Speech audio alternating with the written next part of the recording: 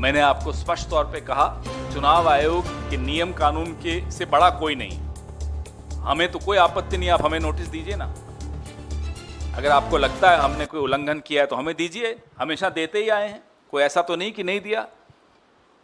ये तो पहली बार हो रहा है, क्योंकि वहां प्रधानमंत्री को देने से आप डर रहे थे और आपको यह भी डर था कि फिर पत्रकार पूछेंगे कि साहब राहुल जी को तो आपने दे दिया और मोदी जी को नहीं दिया, तो उन्होंने यहां भी अध्यक्ष को दे दिया।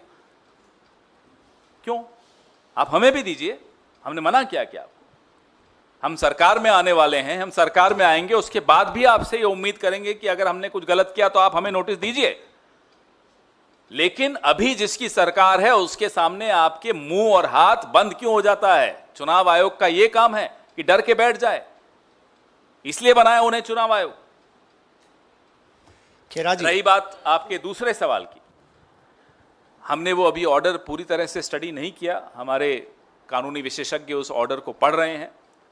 रही बात चुनावी प्रक्रिया की, तो चुनावी प्रक्रिया पर भरोसा इस देश के एक एक वोटर का स्थापित करना सरकार का, विपक्ष का, मीडिया का और चुनाव आयोग का कर्तव्य है।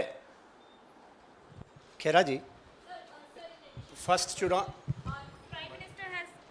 Sir, regarding the VVPATs, Prime Minister has also said that this is basically a very big setback for the doubters of EVMs, and he has also slammed the India Bloc parties, saying that they were misleading the nation, and now the Supreme Court of India has already rejected their So plea. in 2009, was Mr. Advani misleading the nation? When he released the book of GVL Narasimha against EVMs, when Mr. Advani was championing the cause of leading a protest against EVMs, was he misleading the nation? The Prime Minister should do a basic homework. Instead of focusing on Nehru ji, he should start focusing on Advani ji. He will stop talking irresponsibly. Khera ji, first चरण के चुनाव के बाद अब की बार 400 पार का जो शोर था वो बंद हो गया है। अब जो है मंगलसूत्र, आखिर मंगलसूत्र छीन करके कांग्रेस पार्टी करेगी क्या? जमीन छीन के क्या करेगी? पूछिए ना उनसे जो मंगलसूत्र की बात कर रहे हैं। जब वो मंगलसूत्र की बात करते हैं तो आप सब हंस पड़ते हैं, तो मेरे को तो हंसी बाद में आती है, पहले तो आप लोग हंस रहे होते हैं। कोविड में जिन्होंने मंगलसूत्र छीना, नोटबंदी में जिन्होंने मंगलसूत्र छीना, वो मंगलसूत्र की जब बात करते हैं, और वो भी उस पार्टी से बात करते हैं जिन्होंने सब कुछ कुर्बान किया इस देश पर। इंदिरा जी का वो फोटो मैं देख रहा था, सोशल मीडिया पर कल आ रही थी, जब वो अपने गहने दे रही थी देश के लिए, आनंद भवन कुर्बान कर दिया, अपनी प्रॉपर्टीज दे दी। उनसे इस तरह की जब हल्की बात करते हैं तो लोगों को हंसी तो आती है, आप लोगों को आ रही है, मुझे भी आ रही है। आज से 10 साल पहले कहते तो चलिए ठीक है, लोग अलग मूड में थे, इनका हर झूठ चल जाता था। अब इनका झूठ नहीं चलता, फिर भी चलाए जा रहे हैं। तो हम तो कहते हैं जितना मोदी जी मुंह खोलते हैं हमारे वोट बढ़ा देते हैं, हम उन्हें धन्यवाद देते हैं। आप यूं ही भाषण देते रहिए और लोग जहां वोट देना है वो दे रहे हैं, हमें इसका लाभ हो रहा है। धन्यवाद। पवन जी, बीजेपी ने आज सुबह में एक वीडियो शेयर किया हुआ है 2009 के करीब का, जिसमें ex prime minister Manmohan Singh जो है वो कुछ बयान दे रहे हैं, और उस पर बीजेपी का दावा है कि वो यही बात कह रहे हैं कि इस देश के संसाधनों पर जो मुसलमान हैं उनका पहला हक है। वो वीडियो की हकीकत आपके सामने कई बार आ चुकी है। आज मेरे वरिष्ठ सहयोगी जयराम रमेश जी ने उस पर पूरा एक लंबा सा स्टेटमेंट भी दिया है। फिर भी अगर भारतीय जनता पार्टी अपना झूठ चलाना चाहती तो चलाएं, हम तो कह रहे हैं जितना वो झूठ बोलेंगे हमें उतना फायदा है। हाँ, ये जरूर है कि इस देश के संसाधनों पर पहला हक मोदी जी के दोस्त का तो नहीं है। अगर वो ये सुनना चाहते थे तो हम बता देते हैं।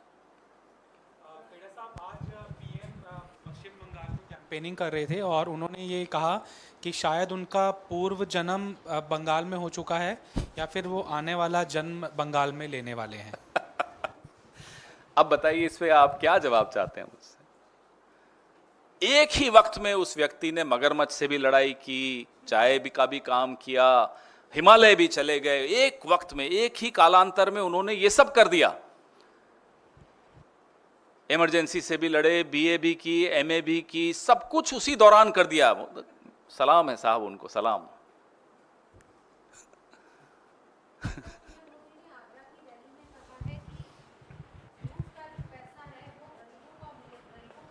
किसको धमकी दे रहे हैं? अपने दोस्त को?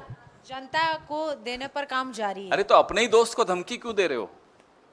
अब 16 लाख करोड़ जिन लोग दोस्तों के आपने माफ किए, उनको अब आप धमका रहे हो कि भाई पैसा मैं ले लूंगा वापस। कमाल के आदमी है। हम तो यही कह रहे हैं, इलेक्टोरल बॉन्ड में आपने किस किस से पैसा लिया? धमका के लिया, डरा के लिया, लालच दे के दिया, कैसे लिया? वही तो जांच होनी है, उसी से तो डरे हुए हैं। पीएम केयर फंड, पैसा कहां गया, कहां से आया? कोई पारदर्शिता नहीं रहेगी। क्यों? क्योंकि पिछला जन्म बंगाल में हुआ था, अगला जन्म बंगाल में होगा, कुछ ऐसे ही बोल रहे थे ना। कैसे प्रधानमंत्री इस देश को मिल गए साहब? अपने बारे में कुछ जानकारी नहीं होनी चाहिए।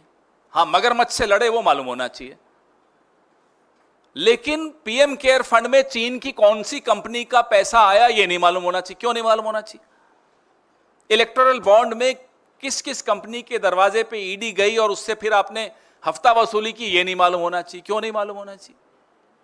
तो प्रधानमंत्री जी आप निश्चिंत रहिए, 10 साल हो गए, अब हम पूरी जांच कराएंगे किसने आपको कितना पैसा क्यों दिया, उसके बदले में आपने उसको क्या दिया, ये सब लोगों के सामने आएगा। कुछ कह दो प्रधानमंत्री, बेइज्जत हो गए साहब। अरे क्यों इतने इनसिक्योर हो? Who are you? You are as normal a human being as were your predecessors, as will your successors be. In a democracy, to question the Prime Minister, to corner the Prime Minister, to make him answerable is our duty. If in 10 years he hasn't been able to understand this, then I am sorry, he will never understand this. Because he is a student of entire political science, which we are not. मैं हिंदी में भी बोलना चाहूंगा इस पर। ये प्रधानमंत्री अपने आप को छुई मुई का पौधा मानते हैं कि उन पर कोई सवाल नहीं उठा सकता, उन पर कोई टिप्पणी नहीं कर सकता, उनको कोई जवाबदेह नहीं बना सकता, उनकी निंदा तो कर ही नहीं सकते। क्यों साहब? सुरखाब के पर लगे हैं, कहीं और से आए हो। नेहरू जी भी इसी जनता से आए थे, इसी समाज से आए थे। इंदिरा जी भी, नरसिम्हा राव जी, मनमोहन सिंह जी, राजीव जी, वीपी सिंह जी, देवेगौड़ा जी, इंद्र कुमार गुजराल जी, सब इसी जनता से आए, इसी जनता ने उन्हें चुना।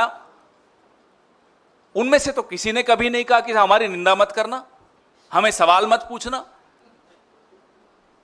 गुलजारी लाल नंदा जी बहुत कम वक्त के लिए केयर टेकिंग प्राइम मिनिस्टर थे, वो भी प्रेस कॉन्फ्रेंस कर देते थे।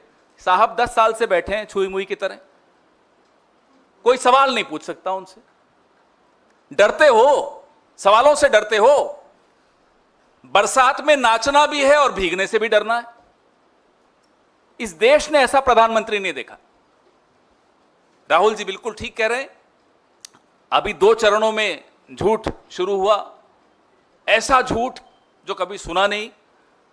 तीसरे चरण तक आंसू भी आएंगे, भावुक करेंगे देश को। अभी बोला ना, जैसे पिछले जन्म में बंगाल में पैदा हुआ था, अलग अलग राज्यों में जाकर कहेंगे पिछले जन्म में मैं गुजरात में पैदा हुआ था, उससे पिछले जन्म में महाराष्ट्र में पैदा हुआ था। अलग अलग चरणों में बताएंगे। अरे मजाक है, मनोरंजन करिए, अच्छी बात है, हमें भी मुस्कुराना हंसना अच्छा लगता है, लेकिन देश का प्रधानमंत्री है, अपनी मर्यादा तो रखिए। अभी तो बहुत कुछ होगा अगले 5 चरणों में। आप लोगों ने कभी, हम लोगों ने कभी देखा नहीं ऐसा कुछ होगा। देखे जाइए, क्योंकि हार उन्हें दिख रही है। और जब प्रधानमंत्री मोदी जी को हार दिखती है, देखिए हम सब ने तो बहुत उतार चढ़ाव देखे। राहुल जी की तो उन्हें सदस्यता ले ली, घर से बाहर कर दिया, 50 घंटे ईडी के सामने, सब कुछ। और कांग्रेस पार्टी चुनाव कई बार हारी, कई बार जीती। हमने उतार चढ़ाव देखे हैं जिंदगी के। नरेंद्र मोदी जी ने कोई उतार चढ़ाव देखा हो पिछले 2002 से अब तक सत्ता में रहे? पहली पोस्ट मुख्यमंत्री की मिली। ऐसा आदमी हार से बहुत ज्यादा घबरा जाता है, और जब वो हार से घबरा जाता है तो इसी तरह की बातें करता है। पिछले जन्म में कहां पैदा हुआ, फिर मगरमच्छ से लड़ा। Sir, another question. इस इलेक्शन में 7 चरणों में बीच में मगरमच्छ भी आ जाएगा, देखना। ये मगरमच्छ था जिससे मैं लड़ा, और फिर आप लोग माइक और कैमरा लेके उस मगरमच्छ का इंटरव्यू ले रहे होंगे, ये भी होगा। Sir, HM has also given a statement, and he said that if Congress will come into power, Sharia law will be implemented, and we won't let ये this आ गया happen. ना, देखिए Have you read our manifesto, 46 pages of our manifesto? Do we mention Sharia anywhere? We were in power for 55 years in this country out of 75 years. Did we get Sharia? What nonsense is he talking about? I mean, without thinking, without reading, this is Home Minister you said, right? I don't know if he is also entire political science. I don't know. No. I thought he was educated. I thought he could read and write. So maybe Mr. Kharge should write another letter to Home Minister also, Saab, we'll give you our manifesto, read it. If we did not do the Sharia law, we did not bring the Sharia law in 55 years of being in power, are we mad that we'll talk about Sharia law now? Which world are they living in? If they are so obsessed with Pakistan and Afghanistan, please ask them to go and fight elections there. Why are they spoiling the narrative here? Here people are maturely talking about jobs. People are talking about employment. People are talking about price rise. People are talking about women's safety. These are the issues we are fighting our elections on. We are fighting our elections on justice. They are talking about, in the language of Pakistan, the obsession with Pakistan. नमस्कार, दुनिया दी बेहतरीन cath lab वाइट medical college and hospital बुंगल च establish हो गई है। सीधा वाइट मेडिकल कॉलेज आओ, इलाज कराओ, सलारिया तोड़ा अपराध तोड़े दुख सुख हाजिर है। धन्यवाद।